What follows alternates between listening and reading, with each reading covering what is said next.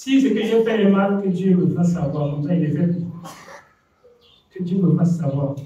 J'ai compris que l'enfant est sacré. On ne doit pas lui laisser une petite ouverture comme ça à l'enfant de faire mal. Tiens-le comme ça sur le droit chemin, sans le lâcher.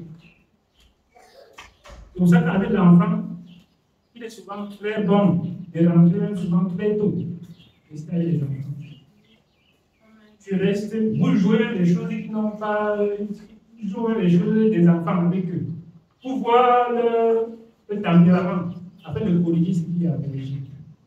C'est très important. Afin de corriger ce qui est à corriger. Mais on va laisser au travail, dire j'attends le dernier client. Oh, vraiment c'est dur. Si je ne fais pas comme ça, on va manger à la maison comment? Manger à la maison et les enfants font comment après? La nourriture n'est pas plus que tout. Hein? Nous comprenons? L'homme ne vivra pas de pain seulement. Mais il vit aussi en regardant la réussite de ses enfants qui sont bien éduqués et il est content. Si tu ne fais pas comme ça, il y a un client, vraiment, la réunion, ça va monter, ça va descendre. Non, il faut se rentrer tôt. Fais des choses que quelqu'un va venir, il va voir que non, tu joues comme un enfant. Oui, je ne suis pas en train de jouer seulement. Je suis en train d'observer quelque chose. Des fautes que je dois corriger. Et corriger avec fureur, avec ferveur, de manière que ça ne se répète plus. Ça ne se reproduise plus. C'est très l'enfant est sacré. C'est nous qui retenons ça comme ça. L'enfant est sacré. Si on ne retient pas ça comme ça, nos enfants vont grandir comme ça et après on va les voir et regretter. On va les voir, on va souvent les regarder et on va regretter. Parce que quand ça passe, c'est passé. C'est ça mon problème. C'est ça mon gros souci. Quand ça passe, c'est passé, on ne peut pas le faire. C'est ça le gros problème qui me dérange. Si dès quelque chose qu'on pouvait le faire, je pouvais dire que, ah, bon, faites, le jour où ça va pas donner, je vais peut-être venir au secours. Ou bien, Dieu lui-même va voir. On ne peut pas le faire. On ne peut pas. On ne peut pas. Il faut veiller sur les faits et gestes de l'enfant. Veiller. Veiller sur les faits et gestes. Si tu es ici avec l'enfant sort là, il faut connaître qu'il est sorti. Il faut connaître qu'il est sorti. Mais moi, je connais beaucoup, il y a beaucoup de parents il est dans la maison comme ça, l'enfant est même en route au quartier en train de jouer, il n'est pas au courant. Je ne sais pas où l'enfant est, il ne va pas savoir. Ça ne soit pas nommé parmi nous. Ça ne soit pas nommé.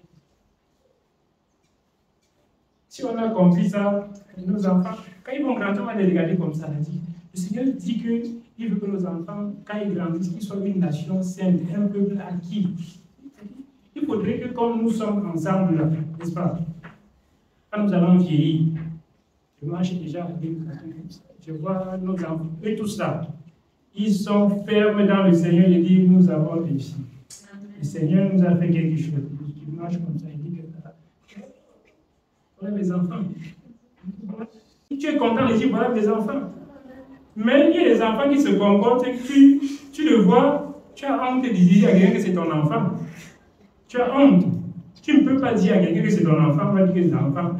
Ça te fait d'abord honte, on va dire que tu étais où l'enfant devient comme ça. L'enfant est comme ça que toi, vraiment, tu n'es pas un bon père.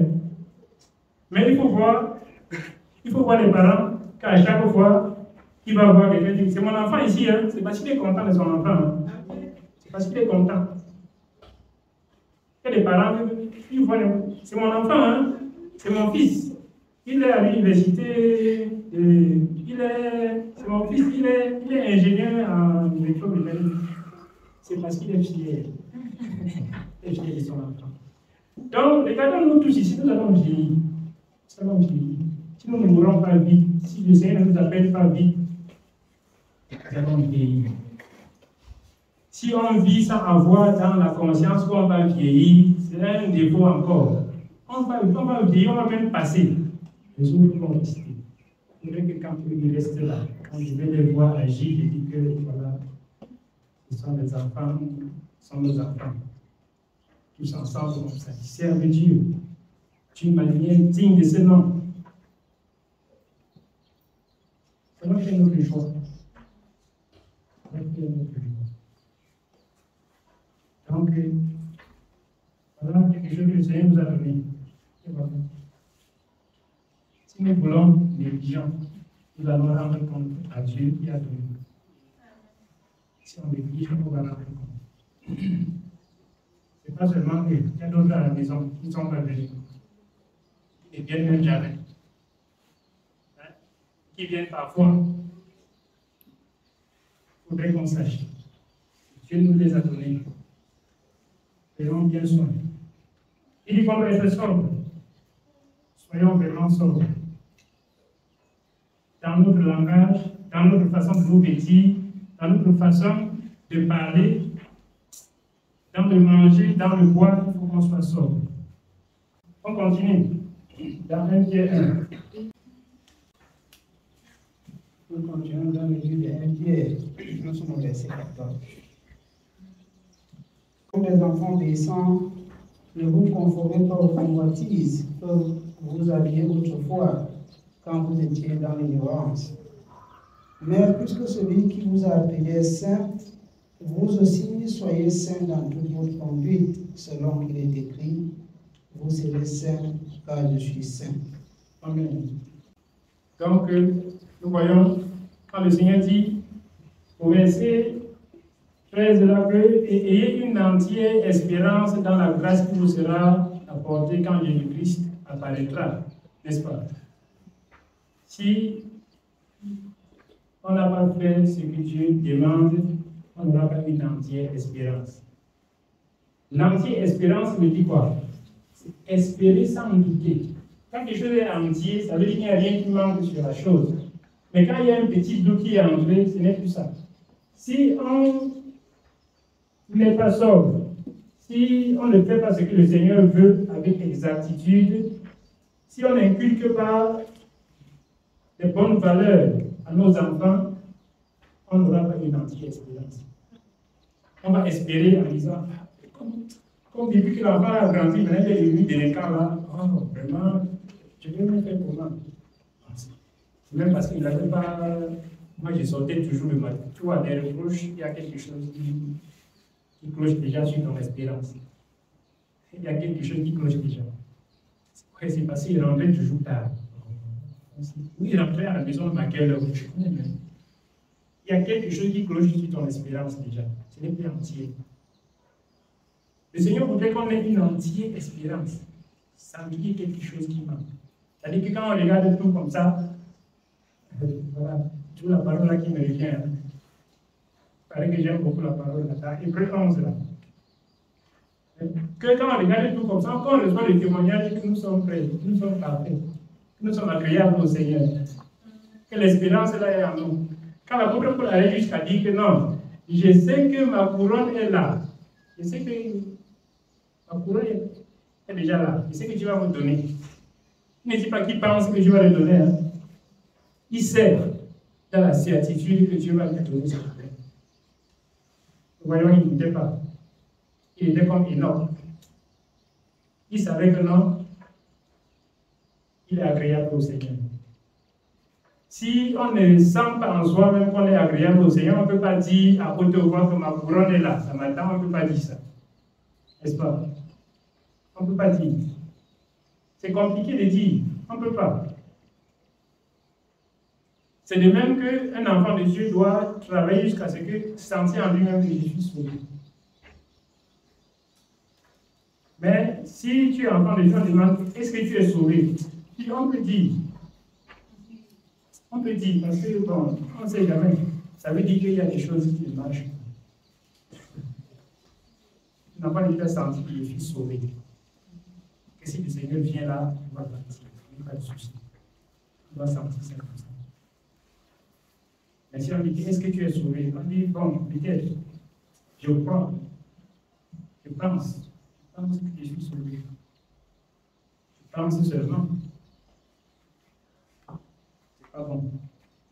Il dit ensuite que, comme des enfants obéissants, ne vous conformez pas aux convoitises que vous aviez autrefois quand vous étiez dans l'ignorance. Le Seigneur considère ici que nous ne sommes plus ignorants.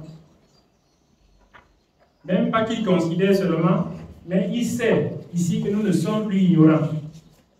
N'est-ce pas? Quand il dit, quand vous étiez dans l'ignorance, ça veut dire nous n'y sommes plus. Hein? Et il nous exhorte tout simplement de ne plus nous conformer aux convoitises que nous avions autrefois. Parce que quand nous avons cru, nous avons accepté le Seigneur n'a pas pris tout ça, il a enterré quelque part, il a mis la terre sur ça, il a cimenté. Non. Jamais. Nous avons cru, tout ça, ça reste, c'est autour de nous. Nous les rejetons seulement. Mais c'est là, ça rôde. C'est pourquoi le Seigneur dit que votre ennemi, le diable, rôde comme un régissant. Ça rôde. La convoitise est là. C'est là. Si on regarde bien maintenant, on va voir autour de nous ce qui peut nous entraîner dans la convoitise. C'est que si on ne fait pas attention, on va convoiter. On n'a pas besoin d'aller loin. Hein? Vous voulez qu'il montre une chose? Hein? Vous voulez qu'il montre une ou deux choses? Oui. Il dit c'est là, ce n'est pas loin. C'est autour de nous. La convoitise charnelle, la convoitise, c'est là. Fais pas attention, on va tomber là, ça va nous emporter. Parce que c'est toujours là. Si ce n'était pas là, si le Seigneur avait détruit ça quand nous avons cru, l'exaltation, s'il n'allait pas avoir lieu, n'est-ce pas? Ça n'allait pas avoir lieu. Cette exaltation ne devait pas avoir lieu. Ça ne devait pas avoir lieu. Si nous vivons en gardant dans l'esprit qu'il y a tout ce qui est mauvais là autour de nous, on va bien prendre garde. Mais si on vit en ayant dans la pensée que non, Dieu nous a rachetés, il nous a sauvés, nous sommes libérés et il n'y a plus rien qui nous dérange, c'est qu'on est comme ça au bord du gouffre sans le savoir. On est en train de foncer comme ça, plein dans la mer, sans savoir où on va. Mais il faut bien connaître où on va, connaître les dangers qu'il y a sur le chemin pour pouvoir y arriver, sinon tu n'arrives pas. Tu ne connais pas les dangers qu'il y a sur le chemin, tu ne vas pas arriver. Il dit ensuite que, mais puisque celui qui vous a appelé est saint, vous aussi soyez saints dans toute votre conduite, selon qu'il est écrit. Vous serez saints car je suis saint. Le Seigneur réclame la sainteté. Il réclame la sainteté dans toute notre conduite. Il n'a pas dit en quelques points. Il faut être saint. Dans toute notre conduite. Il réclame ça. Et je disais tout à l'heure, dans toute notre conduite, inscrit l'enfant, ça fait partie de notre conduite que le Seigneur doit noter. Nous sommes saints, là-dedans. Si nous conduisons nos enfants de manière sainte, n'est-ce pas? Ou si nous les conduisons selon que nous semblons que non, mon enfant est trop belle pour mettre les choses comme ça. Hein? Là, comment il est belle comme ça, là, on va mettre les choses comme ça. Non. Il faut te mettre, hein? Hein? Eric, c'est pas comme ça. On ne fait pas selon nous, selon que le Seigneur a dit. Parce que retenons une chose que les hommes peut-être ne comprennent pas. La beauté ne dépend pas de l'accessoire qu'on a mis. Ça, c'est zéro. Moi, je n'ai jamais compris ça comme ça. La beauté ne dépend pas de ton vêtement. Jamais. La beauté ne dépend pas des boucles que tu as mis, ce qui te rend. Jamais. On est belle, on est belle. On ne devient pas belle. On est comme on est belle. On est belle. Il y a des personnes que non, quand elles se réveillent le matin, elles ne veulent personne ne me voir jusqu'à ce que j'ai arrangé. Regardons. Personne non. Mais il y a des personnes que non, elles savent ça. Que non, moi, même si je dors, je me réveille, je sors, il n'y a pas de souci. Je suis belle. Qu'est-ce qu'on veut en fait? Tout ce que Dieu a créé est bon. Donc, ne cherche pas. Donc, ne cherche pas. Tout ce que Dieu a fait est OK. porter des vêtements qui doivent faire ceci, faire cela. Ça ne sert à rien. Ce n'est pas ça qui donne la beauté à quelqu'un. Ce n'est pas ça qui donne la beauté à une femme. Et moi, j'ai toujours eu la conception d'une chose que quand une femme s'habille de la mauvaise manière, c'est pour séduire. Ce n'est pas pour autre chose. Ça c'est ce que je comprends. Peut-être vous comprenez autrement. Non, c'est parce qu'elle aime la vie là. Non. C'est pas parce qu'elle aime ces vêtements là. C'est pour séduire.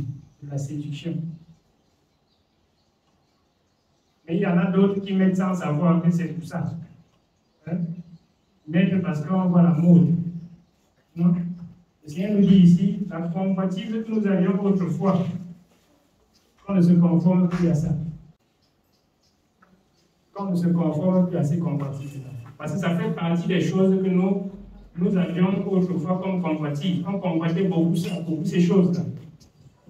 Mais comment nous sommes sortis déjà de là et nous allons laisser nos petits-enfants y entrer avant de ressortir après? C'est un danger. Ça fait partie des choses qu'on convoitait. Mais nous sortons de là, on va quand même laisser l'enfant aller avant de chercher à sortir lui-même après. C'est qu'on a échoué. Le Seigneur peut même pardonner nos parents et il nous condamne. Donc, on désobéit, le Seigneur nous regarde comme il regarde nos parents et dit que nos parents sont mieux. Ils sont bien nous. Ils ont agi comme ça parce qu'ils n'avaient pas la connaissance que je vous ai donnée. Alors, vous allez à ma gauche. Vos parents, venez à ma droite. C'est très dangereux. Personne de nous ne doit être ici comme ça et après perdre la vie éternelle. Non, ce n'est pas ce que nous recherchons. C'est pour ça que je peux insister sur ces choses. On va voir peut-être que je parle trop, je parle beaucoup. J'insiste sur les mêmes choses. C'est la raison pour laquelle j'insiste là-dessus. Parce que mon désir, c'est que nous soyons là et qu'on arrive tous à être sauvés. Tous. Que l'enfant de quelqu'un ne vienne pas lui mettre dans une mauvaise posture. Non. Qu'on soit tous sauvés. Qu'on soit tous sauvés. Tous. Nous allons continuer. Nous continuons au verset 17. Et si vous invitez comme Père celui qui juge selon l'œuvre de chacun, sans acception de personne, conduisez-vous à votre aide pendant le temps de votre pèlerinage. Sachant que ce n'est pas par des choses périssables, par de l'argent ou de l'or, que vous avez été rachetés de la même manière de vivre, comme vous avez hérité de vos pères, mais par le sang précieux de Christ, comme d'un agneau sans tache et sans défaut. Et le Seigneur, avant la fondation du monde, est manifesté à la fin des temps à cause de vous. Qui par lui croyez en Dieu, lequel a ressuscité des morts et lui a donné la gloire, en sorte que votre foi et votre espérance reposent sur Dieu. Voilà. Le Seigneur nous bénisse. Regardons la parole aussi qui dit, et si vous invoquez comme Père celui qui juge selon l'œuvre de chacun, nous savons qui nous invoquons comme Père, n'est-ce pas? Il dit, et si, parce que nous pouvons même être tous ici, mais ce n'est pas nous tous qui invoquons comme Père le Dieu tout-puissant, le Dieu créateur.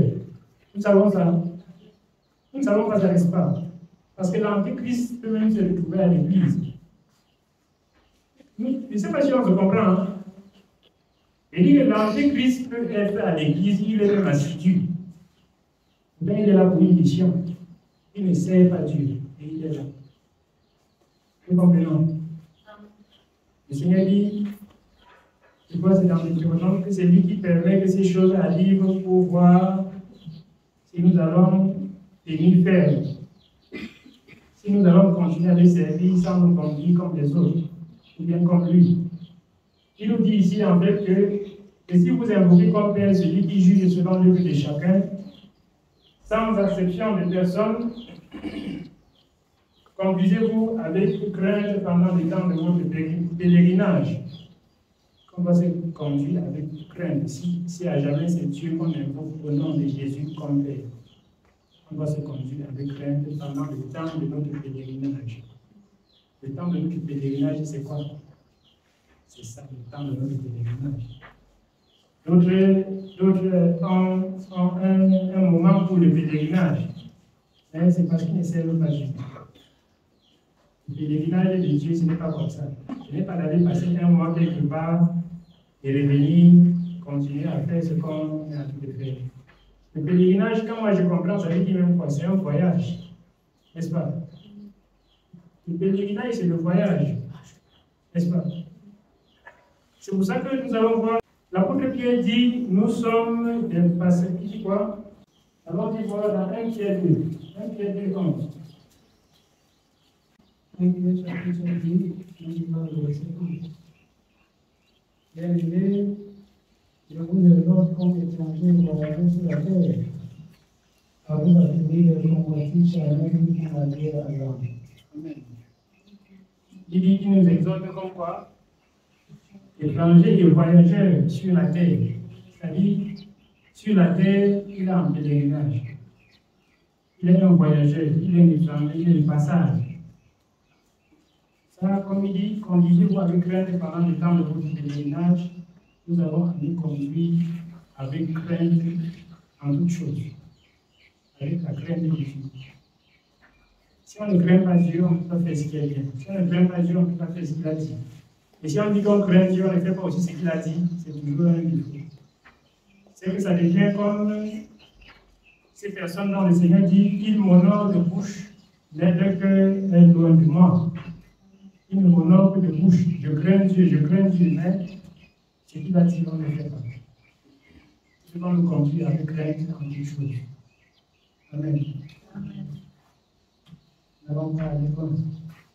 On va s'exhorter sur autre chose. Et on va se séparer.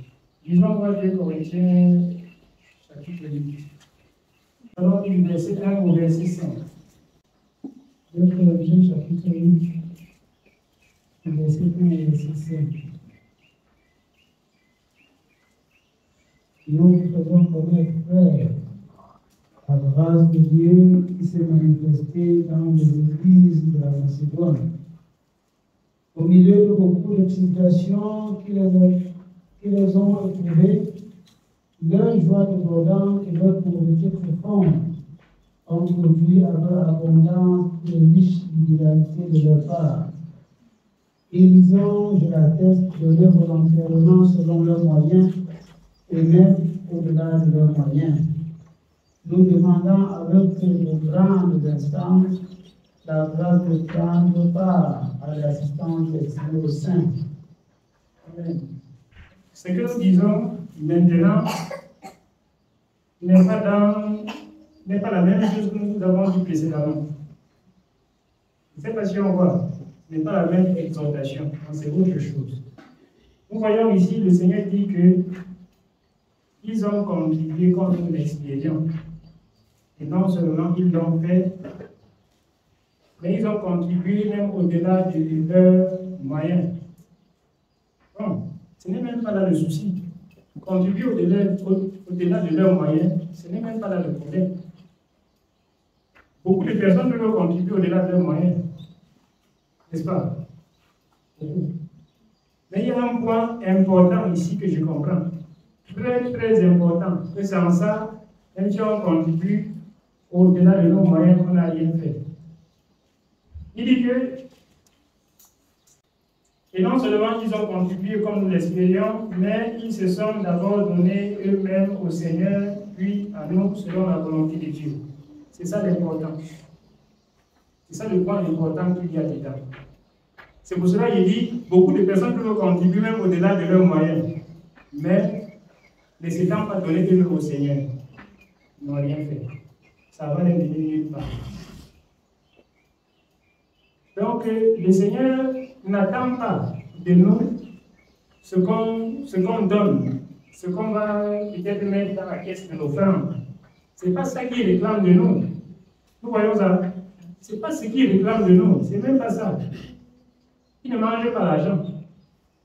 Tu ne manges pas le plantain. Tu peux venir ici, tu dis que c'est l'offrande. Il ne mange pas le plantain.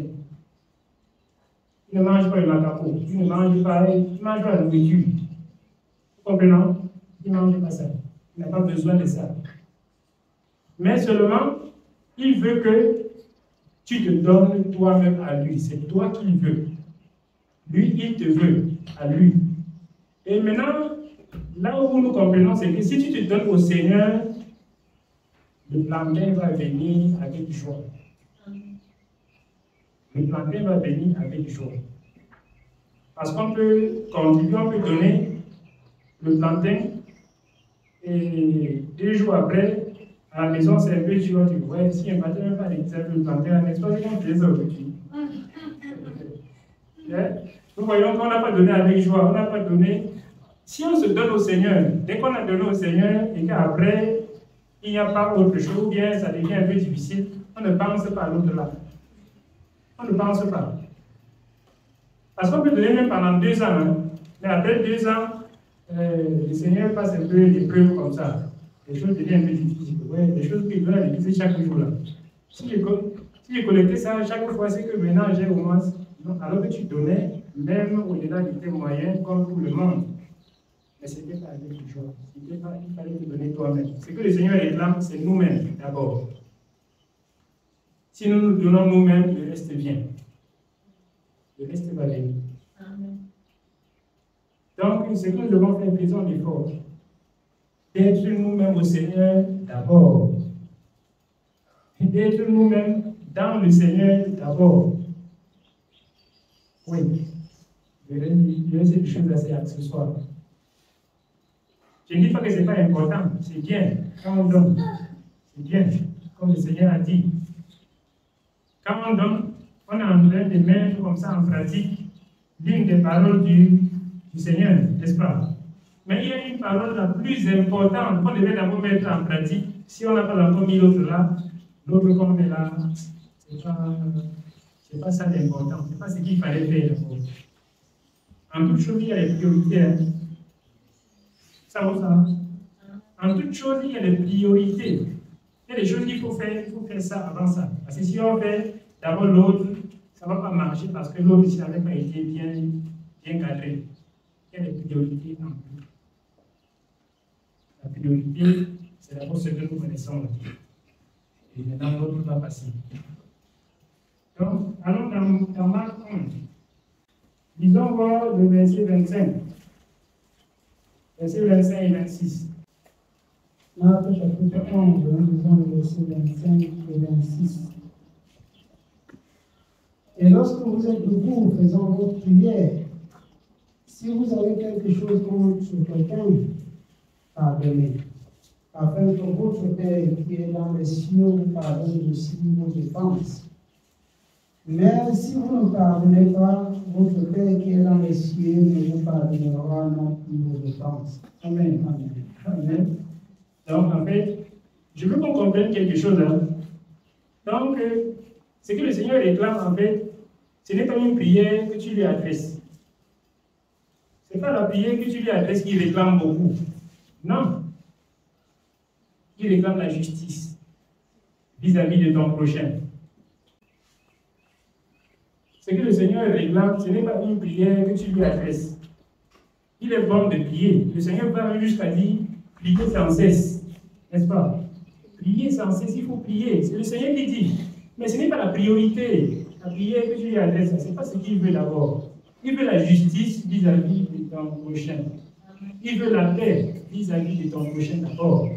Il veut l'amour vis-à-vis de ton prochain. Si tu n'as pas la... C'est là la priorité, avant de lui adresser la prière. Vous comprenez? Avant de lui adresser la prière, il faut d'abord... Ouais. C'est pour ça qu'il dit, si vous êtes debout faisant votre prière, et que vous vous rendez compte que quelqu'un a quelque chose contre vous, ou bien vous avez quelque chose contre quelqu'un, n'est-ce pas? Non, pardonne d'abord. Si tu ne pardonnes pas, ne prie pas. Si tu ne pardonnes pas, n'invoque pas ton Dieu. Il ne va pas t'écouter. Il ne va pas t'écouter. Parce que quand on invoque le Seigneur, c'est pour lui rappeler d'abord vraiment nos péchés là. Merci d'avoir pardonné, n'est-ce pas? Hein? Il ne faut pas t'écouter. Est-ce que tu as pardonné ton frère? Donc la priorité, ce n'est pas la prière. C'est d'être en harmonie avec ton prochain. L'harmonie, c'est quelque chose de capital. Quand on est en harmonie, c'est-à-dire chacun n'est pas fier, chacun n'est pas content. Nous allons voir Matthieu 5, verset 21. Matthieu 5, verset 23. Si donc tu présentes ton offrande à l'autel, et que là, tu te souviens que ton frère a quelque chose contre toi, laisse là ton offrande devant l'autel et va d'abord te réconcilier avec ton frère. Lui, il vient présenter ton offrande. Donc, nous voyons là, est-ce que le Seigneur réclame l'offrande? Est-ce que c'est l'offrande sa priorité? Non, ce n'est pas l'offrande. C'est pour ça que nous avons lu 2 Corinthiens 8 là. Je voulais vous faire comprendre que quand l'apôtre Paul dit ils se sont d'abord donnés eux-mêmes au Seigneur, c'est une parole très importante, très profonde. Quand souvent on va lire là, on va comprendre que non, ce n'est pas de l'offrande, mais il est en train de parler seulement là. Nous avons toujours pensé que quand l'apôtre Paul a parlé de ça dans 2 Corinthiens 8, il enseignait sur l'offrande seulement. Non, il y a un autre enseignement qui est attaché là. Il y a un autre enseignement qui est attaché là. Ce n'est pas de l'offrande seulement. Et avant de donner l'offrande, il y a une priorité. Il faut se donner d'abord, donner soi-même au Seigneur. Le Seigneur dit ici dans Matthieu 5, 23 que si tu présentes ton offrande, c'est-à-dire tu as l'offrande, c'est prêt. Tu es venu même jusqu'à, tu veux déposer, là où on dépose l'offrande. Tu te rends compte que ton frère a quelque chose contre toi. N'est-ce pas? Ça veut dire qu'il y a quelque chose qui ne va pas. Le Seigneur dit non, ne fais pas ton offrande. Ne fais pas. Tu perds ton temps. Tu fais l'offrande là, tu perds ton temps. Le Seigneur n'agrée pas ça. Il ne va pas agréer. Quand nous faisons l'offrande, ce n'est pas un fait que l'on fait. Ce n'est pas un fait de mode que tout le monde va faire sauf moi. Ce sont les enfants qui peuvent voir comme ça. Et moi, c'est bien quoi. Ce sont les enfants, les petits enfants qui peuvent voir que tout le monde fait l'offrande sauf moi. Nous avons vu ça, je vais apprendre là tous les jours. Tout le monde fait l'offrande, tous les enfants de son rang. Il dit que mais comment? Il parle avec nous aussi comme ça. Il est là. Il peut faire ça, c'est bien. Mais nous, même si, c'est pour ça que le Seigneur nous parle dans 1 Corinthiens 13, que même si on donnait notre corps pour être brûlé, et qu'on n'a pas la charité, cela nous sert de rien. Même si on donnait toute notre fortune pour la nourriture des pauvres, et qu'on n'a pas la charité c'est quoi? C'est ce que nous disons là. La charité, ce n'est pas donner beaucoup. Non. C'est pas ça. Avant de donner ce qui est matériel, il faut d'abord donner l'amour. C'est ce qu'il faut donner. Il faut donner l'harmonie d'abord. Il faut donner le respect. Il faut donner la considération de l'autre. Il faut donner. Il y a des choses à donner avant de donner ce qui est matériel. Quand on a donné tout ça, ce qui est spirituel, on donne ce qui est matériel, ça a sa place. Ça a sa place. Sinon, ça n'aura pas sa place. Il me donne ça comme ça, alors qu'il m'a insulté l'autre jour. C'est pour me calmer. Voyons ce qui peut venir. Et il me donné comme ça, l'autre jour, il m'a insulté. Ça, c'est pour me flatter. Pourtant, s'il y avait l'amour, l'autre là n'allait pas exister. Cette pensée n'allait pas se lever. Je vais parler, vous allez dire que l'homme qui dramatise trop les choses. Non. C'est ce que nous pensons quand il y a des choses comme ça. Et il me chiffonne d'abord avec ça. Il m'a chiffonné avec les membres du jour. Maintenant, il vient me donner l'avocat. Il pense que c'est autant de choses. Mais si on avait arrangé ça, quand je vais venir te donner l'avocat, ça aura sa place. L'avocat. Je viens même de manger l'avocat, mais l'autre ici, ce n'est pas n'importe quel avocat. Oui, je viens de manger l'avocat, mais ceci, c'est un avocat pas comme les autres.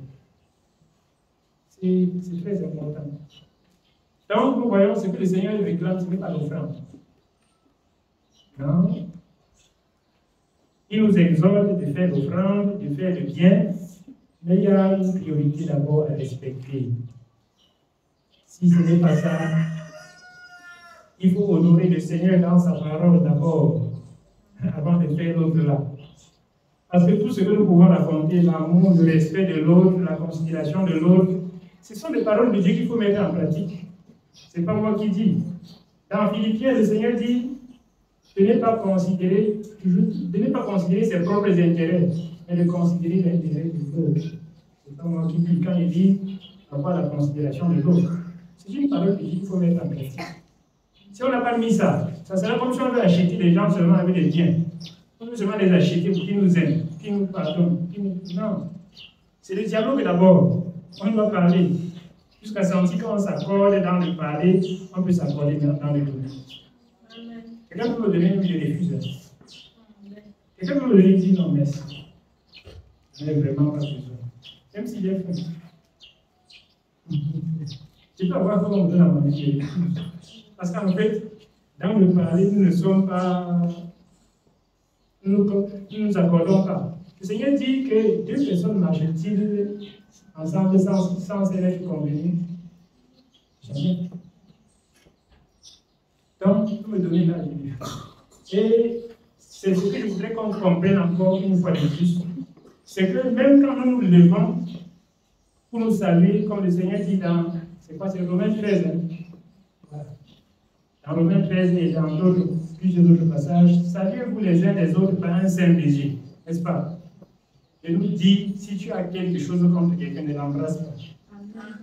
C'est l'hypocrisie totale. C'est quelque chose que le Seigneur n'aime pas. Et il n'aime pas. Et moi, c'est comme ça. Pour moi, c'est comme ça. Si tu ne veux pas t'embrasser, moi, tu viens me dire que non. Il est déjà fait. Moi, il est déjà fait. Pas parce que quelqu'un avait fait quelque chose directement contre moi, mais c'était quelque chose que je dis non. Ça, il faut l'avoir à l'esprit.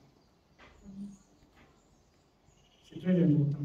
Si tu te lèves, tu m'embrasses, pourtant tu as quelque chose contre moi, le Seigneur dit non, ne m'embrasse pas, arrange la bonne chose. Parce qu'il dit, saluez-vous les uns les autres par un saint baiser. Le Seigneur, j'ai compris une chose, c'est que tout ce que le Seigneur peut sortir de sa bouche, ce n'est pas vain, ce ne sont pas des paroles vaines. Même si le Seigneur dit, sache que ça veut dire quelque chose d'important. Le Seigneur pouvait dire tout simplement que saluez-vous les uns les autres par un baiser. Et on passe. N'est-ce pas? Saluez-vous les autres, embrassez-vous, vous savez, par un baiser. Et ça va. Mais sachant ce qu'est le cœur de l'homme, sachant qui est l'homme, il a précisé. Saluez-vous les uns les autres par un saint baiser. Le saint là, ça a une grande place dans le baiser là. Le saint là, ça a une très grande place. Si je te regarde comme ça, ta tête ne me plaît pas. Il ne faut pas qu'elle t'embrasse. Ce n'est pas saint. Si je regarde comme ça, je dis que il n'est même pas beau. Il ne faut pas qu'elle t'embrasse. Il ne faut pas. Il te salue. C'est que le baiser là n'est pas saint, c'est souillé. Parce que ma pensée est d'abord souillée avant que je ne vienne vers toi. Ma pensée est souillée vis-à-vis de toi. Si c'est ce que nous faisons souvent, il faudrait qu'on change ça. Fais l'effort de dire en sorte que non, quand tu es situé en harmonie avec, en parfaite communion avec ton prochain. Et telle en sorte que quand on va les saluer les uns les autres par un saint baiser, observons en nous-mêmes. Observons même. Regardons, rentrons en nous-mêmes, comme il est convenable. Nous allons voir que plusieurs fois nous avons dit, hé mon frère, mon frère, hey, je fais beaucoup, hein, quand il y a quelque chose qui ne va pas. Réfléchissons à ça. Revenons, rentrons en nous, mais nous allons voir que c'est comme ça qu'on a souvent fait parfois. Parce que je ne comprends pas comment tu peux bien embrasser quelqu'un et après un an, après 6 mois, après 2 mois, tu dis que tu avais fait quelque chose, ça m'avait énervé. Ça m'avait énervé. Vraiment, je n'ai pas supporté ça. C'était du moment qui, pourtant, chaque jour, tu t'embrasses. Chaque jour, on dit, savez-vous, un seul baiser, mon frère.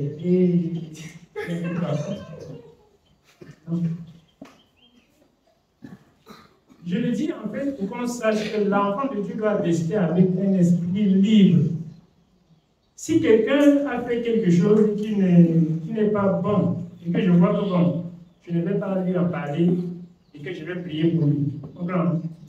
Non, je ne prends plus ça comme un j'oublie. C'est-à-dire, je pardonne et je dis non, ça passe, je vais prier comme ça, le Seigneur va pouvoir lui-même comment faire ça. Et ce n'est plus dans mon esprit comme quelque chose qui m'avait énervé. Et il ne faut pas, même que l'enfant de Dieu, qu'on fasse quelque chose qui dit ça m'avait énervé. Il ne faut pas ça. Ça ne doit pas exister pour nous.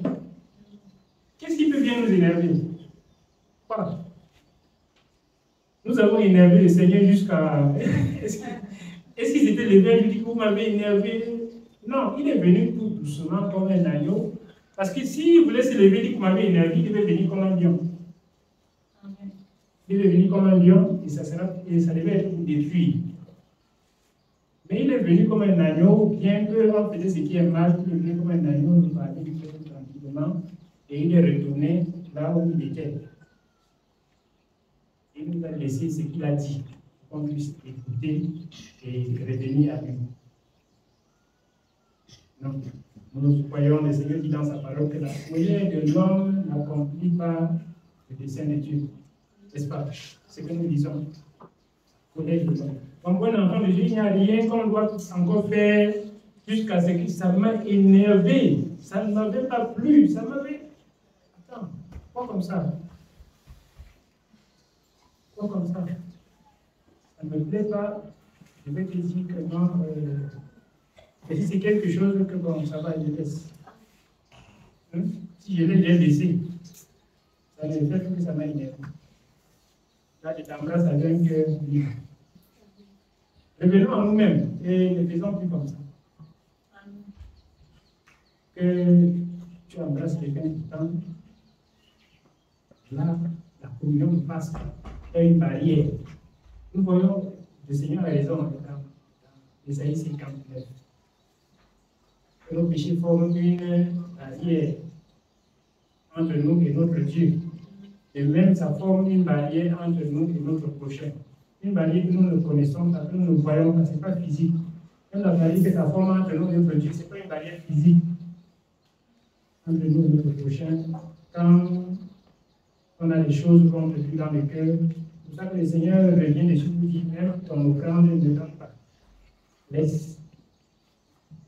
L'offrande est sainte, comme le baiser est saint. Tous les deux sont saints. Pourquoi on va négliger l'autre et dire que non, l'autre en fait quand même si ça ne va pas? C'est que il faudrait qu'on comprenne la parole de Dieu comme ça. L'offrande est sainte, le baiser est saint. Quand on dit une chose est sainte, ça ne veut pas dire qu'une chose est plus importante que l'autre. Donc quand deux choses sont saintes, la sainteté, c'est la sainteté. Il n'y a pas l'un qui est au-dessus un peu de l'autre, comme ça on peut négliger un peu parce que ce n'est pas trop sain. Il n'y a pas ça. On doit respecter ça avec même type. C'est pour ça que je dis, peut-être notre prochain, si ça. Non, l'harmonie qui va être au milieu de nous là, il faut que ça soit, il faut que ça s'installe. Il faut que ça s'installe. Il y a beaucoup de choses qui empêchent que ça s'installe, qui peuvent empêcher. Mais nous-mêmes, nous avons le pouvoir. Le Seigneur nous a donné.